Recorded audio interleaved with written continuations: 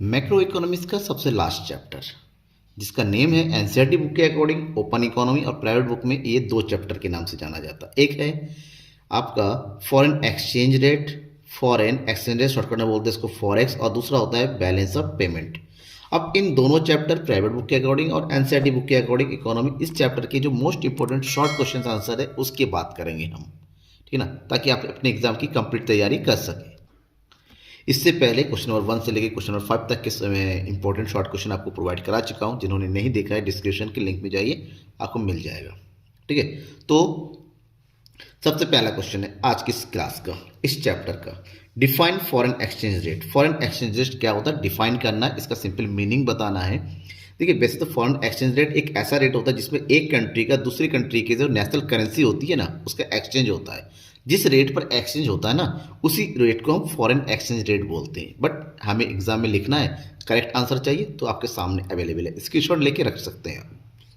Foreign exchange rate refers to the rate at which one unit of domestic currency is exchange with the number of currency of another country.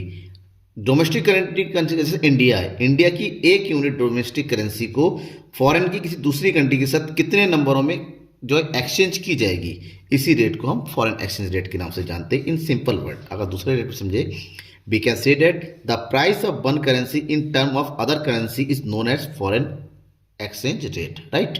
अब जैसे for example हम कैसे, for example ₹80 आज to be paid for by $1। $1 के लिए हमें अगर 80 रुपये का पेमेंट करना हो तो इसका मतलब फॉरेन एक्सचेंज रेट क्या होगा, foreign exchange rate will be $1 equal to ₹80, right. समझ में आ गया? डाउट होता है कमेंट बॉक्स आपके लिए कमेंट करिए। क्वेश्चन नंबर 2 बहुत ही इंपॉर्टेंट क्वेश्चन है, ध्यान रखिएगा ये। Right a short note on gold standard system. Gold standard system के ऊपर आपको शॉर्ट नोट लिखना है, आपको बताना है गोल्ड स्टैंडर्ड सिस्टम क्या है। वैसे तो ये एक सिस्टम है फिक्स एक्सचेंज रेट का, ठीक है ना, गोल्ड स्टैंडर्ड सिस्टम, और दूसरा आपका wait and wood exchange rate system है। बट सबसे ज़्यादा क्वेश्चन जो होता है गोल्ड से पूछा जाता है, गोल्ड स्टैंडर्ड सिस्टम से। तो आंसर है according to this system gold was taken as the common unit of parity between currencies of different countries in circulation. अलग अलग कंट्री में जो भी करेंसी सर्कुलेट होती है उन सबको क्या किया जाता है, गोल्ड लिया जाता है एक कॉमन यूनिट के रूप में। और इस कॉमन यूनिट को each country was to define the value of its currency. हर कंट्री को अपनी करेंसी को जो है एज ए गोल्ड में शो करना पड़ता है, ठीक है, किसमें, गोल्ड में शो करना पड़ता है, राइट। हर कि उस कंट्री में जो गोल्ड होता है ना, जो गोल्ड का रेट क्या है अपनी अपनी कंट्री में।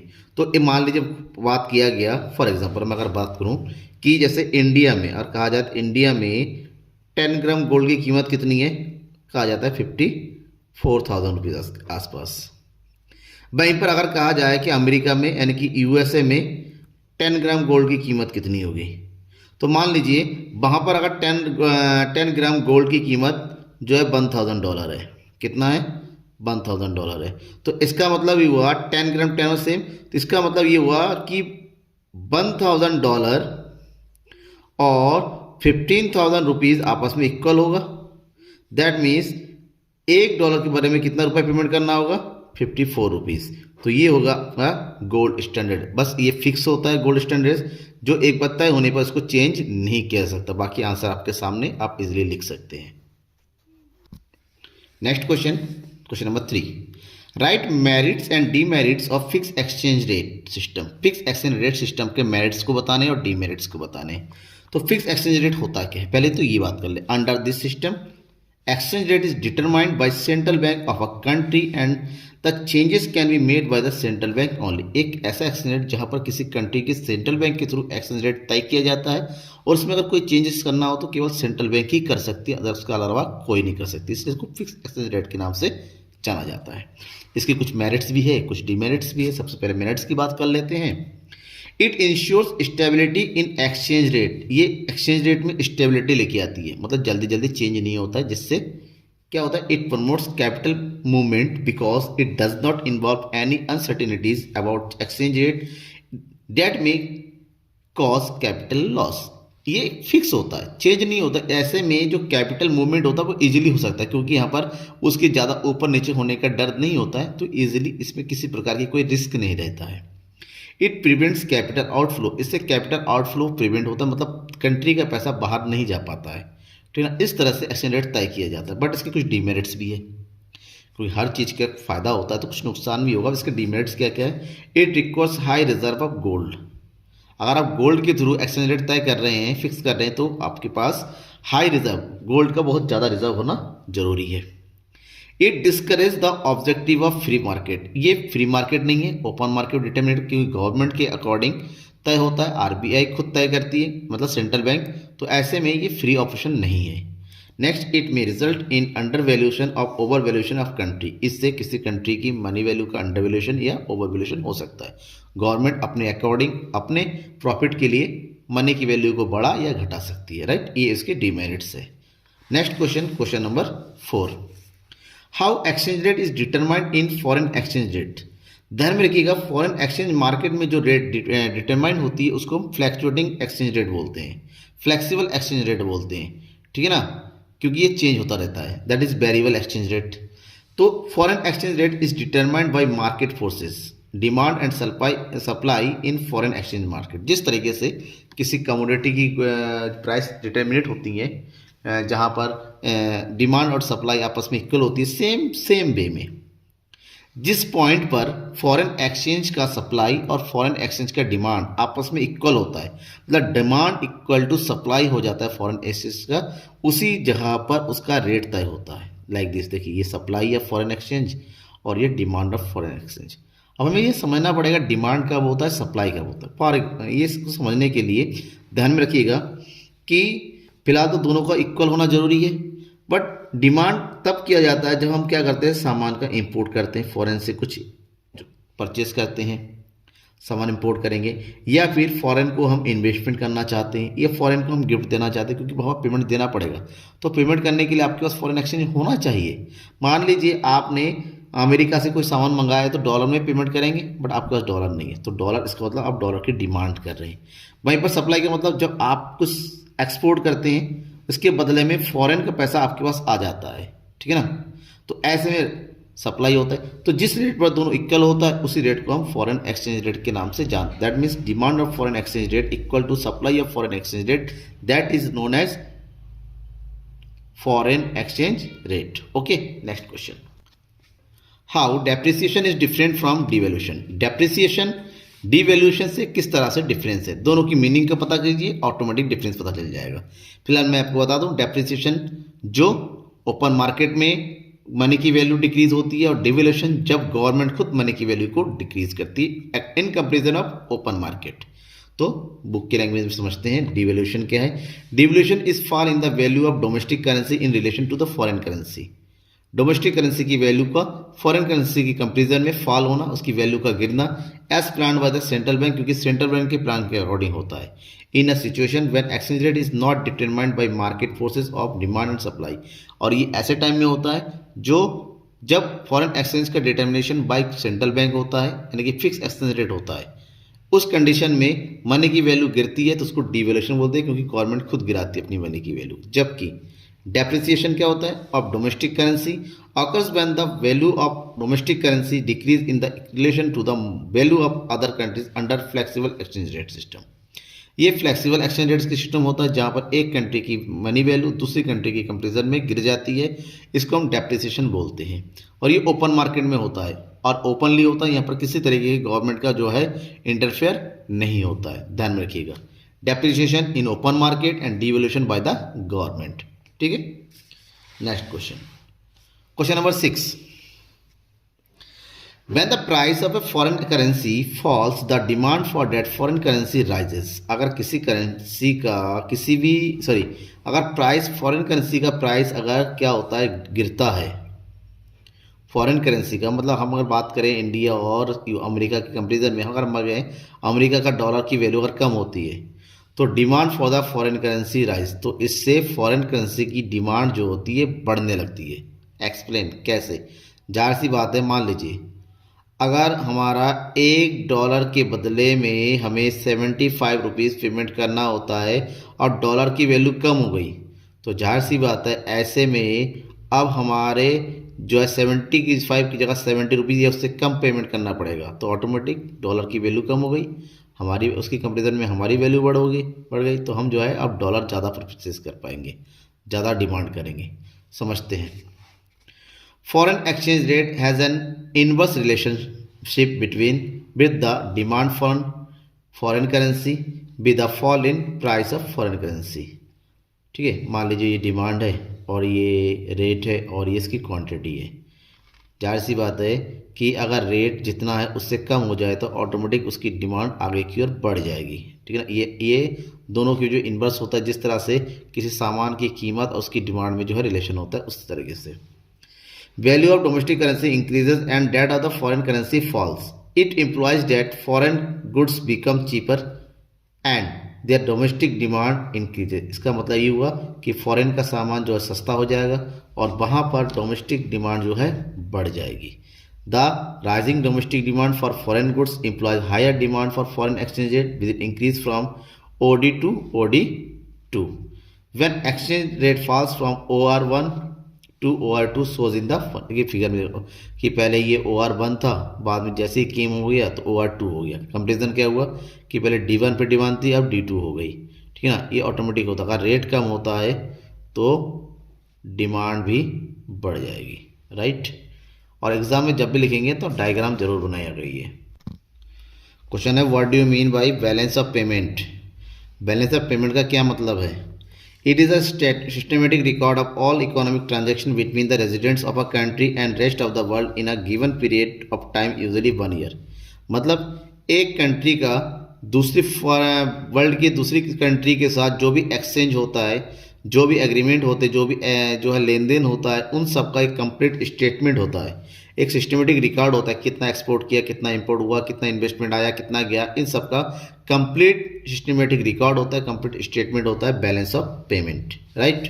इन अदर वर्ड्स, इसकी दूसरी मीनिंग समझे, it can be said that, ये कह सकते हैं कि the balance of payment of a country is a systematic record of all economic transaction between the residents and non resident. Resident और non resident मतलब जो कंट्री के हैं और जो फॉरेन है, इन दोनों के बीच का जो इकोनॉमिक रिलेशन होता है, उसका कंप्लीट स्टेटमेंट जो है हमारा BOP के नाम से जानते हैं। Balance of payment include not only the value of goods exported, इसमें केवल गुड्स एंड सर्विसेज ही नहीं आता, बल्कि जितने भी विजिबल आइटम्स है, इनविजिबल आइटम्स है, जितने भी कैपिटल ट्रांजैक्शन है, जितने भी यूनिलैटरल ट्रांजैक्शन है, इन गवर्नमेंट है, नॉन गवर्नमेंट, इन सब की एंट्री होती है। एक कंट्री का दूसरी कंट्री के साथ जो भी ट्रांजैक्शन होता है, किसी भी तरीके से हो, चाहे डोनेशन हो, चाहे ग्रांट हो, चाहे गिफ्ट हो, या फिर एक्सपोर्ट और import of goods and services हो, कुछ भी हो, हर किसी की एंट्री इसके अंदर की जाती है। एक कंप्लीट स्टेटमेंट है अकाउंटिंग ईयर का। Question number 8, explain balance of trade. What do you mean by balance of trade, अक्सर पूछा जाता है। The term balance of trade means the difference between export and import of visible material goods. Visible goods जिसको हम आंखों से देख सकते हैं, छू सकते हैं, ऐसी गुड्स का एक्सपोर्ट इम्पोर्ट, और इन दोनों के बीच का जो डिफरेंस होता है उसे ही हम बैलेंस ऑफ ट्रेड के नाम से जानते हैं। क्योंकि इसमें कोई दूसरा आइटम नहीं होता है, तो it may be negative, it may be positive. वैसे फार्मूला क्या होता है? बैलेंस ऑफ ट्रेड निकालने का फार्मूला होता है export of visible goods minus import of visible goods. ठीक है, जिसको शॉर्टकट में BOT equal to VX minus BM कहते हैं, जहाँ पर X का मतलब होता है एक्सपोर्ट और M का मतलब होता है इम्पोर्ट, राइट। अब ये पॉजिटिव और नेगेटिव हो सकती है, कैसे? और ठीक है ना, पॉजिटिव और नेगेटिव का मतलब होता है जब विजिबल गुड्स का एक्सपोर्ट ज़्यादा होता है और विजिबल गुड्स का इंपोर्ट कम होता है, तब उसको हम क्या बोलते हैं? डिफिसिट बैलेंस ऑफ ट्रेड बोलते हैं। लेकिन जैसे इसका उल्टा हो जाएगा, मतलब जाहिर सी बात है एक्सपोर्ट क्या हो जाएगा? कम होता है और इंपोर्ट ज़्यादा होता है, उस केस को हम जो है डिफिसिट की जगह क्या बोलते हैं?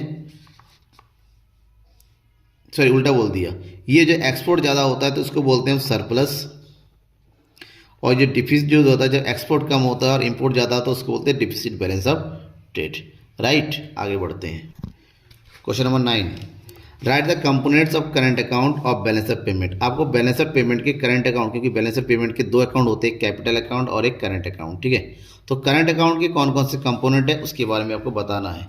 The main components of current account. Current account के कंपोनेंट की बात करें तो उसको 3 कैटेगरी में बांटा गया है, एक्सपोर्ट और import of visible items, export और इम्पोर्ट ऑफ इनविजिबल आइटम्स, और यूनिलैटरल ट्रांजैक्शंस। और समझिए, एक्सपोर्ट और इंपोर्ट ऑफ विजिबल आइटम्स में जितने भी विजिबल आइटम्स है, लाइक जो हमारे सामने विजिबल होती है, देख सकते हैं, छू सकते हैं, जैसे फर्नीचर हो गया, बीट हो गया, इलेक्ट्रॉनिक आइटम हो गए, फूड आइटम्स हो गए, क्लॉथ्स हो गए, इन सब का एक्सपोर्ट इंपोर्ट इंक्लूड किया जाता है।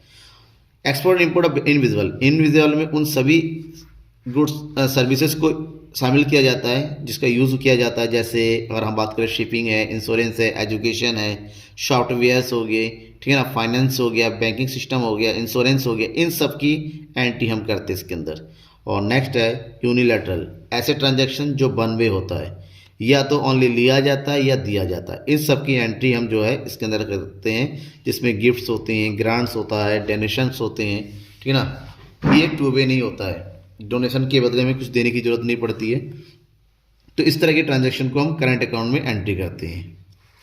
नेक्स्ट क्वेश्चन है, right the components of capital account of BOP. BOP के कैपिटल अकाउंट के कंपोनेंट बताने हैं आपको। तो सबसे पहले तो ये समझिए कैपिटल अकाउंट होता क्या है। It records capital transaction such as loans and investment between one country and the rest of the world. एक कंट्री का वर्ल्ड के दूसरे कंट्रीज के साथ जो भी कैपिटल ट्रांजैक्शन होता है, ठीक है ना, कैपिटल ट्रांजैक्शन मतलब जो लॉन्ग टर्म ट्रांजैक्शन होता है, जितने भी गवर्नमेंट नॉन गवर्नमेंट जो है एग्रीमेंट्स होते हैं, उन सब की एंट्री यहाँ पर करते हैं। Debt causes a change in assets and liability of the country, जिससे उस कंट्री के एसेट्स या लायबिलिटी इफेक्ट होती हैं, या फिर एसेट्स कम होंगे या बढ़ेंगे, लायबिलिटी कम होंगी या बढ़ेंगी, ऐसे ट्रांजैक्शन को हम कैपिटल अकाउंट में एंट्री करते हैं। और उसमें क्या क्या आता है, उसमें बेसिकली दो आइटम आते हैं, फॉरेन इन्वेस्टमेंट एंड बोरोइंग्स। या तो हम इन्वेस्टमेंट करते हैं या हमारे यहाँ पर इन्वेस्टमेंट आता है, या तो हम बोरोइंग करते हैं या बोरोइंग लेते हैं। तो इन सब की एंट्री हम इसके अंदर करते हैं। इन फॉरेन इन्वेस्टमेंट दो तरीके का होता है, एक होता है एफडीआई और एक होता है एफआईआई। एफडीआई का मतलब होता है फॉरेन डायरेक्ट इन्वेस्टमेंट, और एफआईआई क्या होता है, foreign institutional investment. Foreign direct investment वो इन्वेस्टमेंट होता है जहाँ पर किसी कंट्री में लोग खुद जाके बिजनेस करते हैं, बिजनेस सेटअप करते हैं और ऑपरेट करते हैं। एफआईआई का मतलब होता है ऐसे इन्वेस्टमेंट जो उस कंट्री में ऑलरेडी एस्टेब्लिश कंपनी में पैसा लगाती है, इनका काम बिजनेस से नहीं होता है। बोरिंग का मतलब होता है उधार लेना ही देना, एक फिक्स इंटरेस्ट पे हो सकता है, ठीक है ना, कोई भी अलग अलग रेट पे होता है, विद ऑन इंटरेस्ट अगर किसी कंट्री से उधार लिया। इन सब की एंट्री हम जो है कैपिटल अकाउंट में करते हैं, ठीक है। Question number 11, distinguish between autonomous and accommodation dating balance of payment transaction. आपको ऑटोनोमस के बारे में बताना है और एकोमोडेटिंग के बारे में बताना है, दोनों क्या है, ठीक है ना। ऑटोनोमस ट्रांजैक्शन और दूसरी तरफ हो गया एकोमोडेटिंग ट्रांजैक्शन, दोनों की मीनिंग बता दीजिए, एग्जाम्पल बता दीजिए, ऑटोमेटिक ये कंप्लीट हो जाता है। तो पहले ऑटोनोमस ट्रांजैक्शन की बात करते हैं। Autonomous transactions are the transaction between the residents of two countries which take place due to the consideration of profit. ये दो कंट्री के बीच में ऐसे ट्रांजैक्शन होते हैं जो कि ओनली और ओनली प्रॉफिट बेस के लिए किया जाता है, प्रॉफिट के लिए किया जाता है। इसका मोटिव प्रॉफिट और खासकर ये कंट्री के प्राइवेट इंस्टीट्यूट के प्राइवेट लोगों के थ्रू किया जाता है। एकोमोडेटिंग का मतलब होता है accommodating transaction are those transactions which are not done due to the consideration of profit but the restored identity of BOP। ये प्रॉफिट के लिए नहीं किया जाता, बस कंट्री के डेवलपमेंट के लिए करना पड़ता है, ठीक है ना। जैसे इंडिया ने जो है फ्रांस से राफेल जेट परचेज किया, इंडिया रशिया से जो है हथियार वगैरह परचेज करती है, तो ये सब जो है एकोमोडेटिंग में आता है, क्योंकि इससे प्रॉफिट मोटिव नहीं होता है, कंट्री के डिफेंस या फिर कंट्री का लॉ एंड ऑर्डर या फिर कंट्री की डेवलपमेंट के सवाल होता है। ऑटोनोमस में BOP status the country these are independent, ये जो है इंडिपेंडेंट होता है, ठीक है ना, ये अपने आप जो ऐसे ही होता रहता है, ये किसी तरीके से किसी से इफेक्ट नहीं होता है। But these are the undertaken the maintain balance in BOP, ये बीओपी के बैलेंस को मेंटेन बनाए रखने के लिए ऑटोमेशन तरीके से किया जाता है। Last, these are also known as above the line items, ये अबव द लाइन आइटम्स बोला जाता है इसको, ठीक है ना, क्योंकि ये कंट्री के प्राइवेट इंस्टीट्यूशन से या फिर प्राइवेट कंपनीज के थ्रू किया जाता है। And take place both in account of BOP, इसको बीओपी के करेंट अकाउंट में और साथ साथ कैपिटल अकाउंट, दोनों ही अकाउंट में इसकी एंट्री करते हैं। But these are also known as the below the line stamp, ये बिलो द लाइन है कि लाइन के नीचे होता है, क्योंकि प्रॉफिट बेस के लिए नहीं होता है, डेवलपमेंट के लिए किया जाता है। It includes foreign exchange reserve and borrowings to meet BOP, ये फॉरेन एक्सचेंज रिजर्व और बोरोइंग जो को इंक्लूड करती हैं, ठीक है। और next question, should a current account deficit be a cause for alarm, explain. क्या किसी भी कंट्री का करंट अकाउंट अगर डिफिसिट में जाता है, मतलब माइनस में जाता है, तो ये अलार्मिंग है, कंट्री के लिए जो है चेतावनी है, आपको बताना है। A current account deficit means the value of import for goods and services are greater than the value of export. इसका मतलब हुआ आपकी कंट्री में गुड्स एंड सर्विस का जो एक्सपोर्ट हो रहा है वो कम है इम्पोर्ट की कंपेरिजन में, जो कि कंट्री के डेवलपमेंट के लिए सही नहीं होता है। अलार्मिंग तो नहीं है लेकिन सही नहीं है। क्यों सही नहीं है? Because economic growth is not favourable. इससे हमारी इकोनॉमी का ग्रोथ जो होता है वो फेवरेबल नहीं रहता है, माइनस में चला जाता है, मतलब डिक्रीज होने लगता है। Inflation and borrowings become major problem. Country में इन्फ्लेशन बढ़ने लगता है और कंट्री के ऊपर जो बोरोइंग्स जो उधारी है बहुत ज़्यादा बढ़ने लगती है। It also increases dependence on foreign country for borrowings creating डेब्ट ट्रैप। ये एक ऐसी सिचुएशन है जिससे हमारा डिपेंडेंस फॉरेन कंट्री पर ज़्यादा से ज़्यादा कर देता है, हम डिपेंड हो जाते हैं दूसरी कंट्री के ऊपर। इससे खुद की कंट्री का जो है डेवलपमेंट ग्रोथ जो है वो रुक सा जाता है, राइट। तो ये थे इस चैप्टर के मोस्ट इंपॉर्टेंट क्वेश्चंस। कैसा लगा आपको ये वीडियो? ये क्वेश्चन आपके लिए इंपॉर्टेंट है या नहीं है, या कोई ऐसा क्वेश्चन जो आपके लिए इंपॉर्टेंट है बट मैंने नहीं बताया है और उसका आंसर आपको नहीं मिल रहा है, कमेंट बॉक्स में कमेंट करके बताइए, मैं इसका सॉल्यूशन आपको प्रोवाइड करूंगा। Thank you everyone. इसी तरह बने रहिए मेरे साथ, शेयर कीजिए और सब्सक्राइब जरूर कीजिएगा।